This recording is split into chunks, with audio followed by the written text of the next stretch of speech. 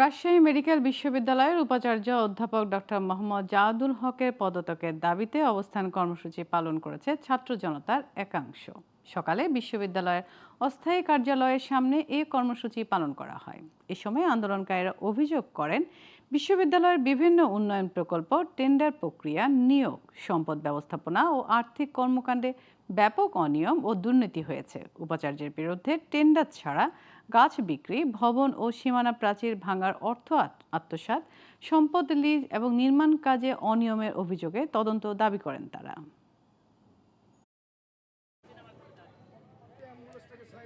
একই দুর্নীতি করেছে আওয়ামী লীগের আমল থেকে এই বর্তমানে আমাদের সরকার, অন্তর্বর্তী সরকারের সময়তেও করেছেন। গাছ গুছালি বিল্ডিং বিক্রি করে রেখেছেন।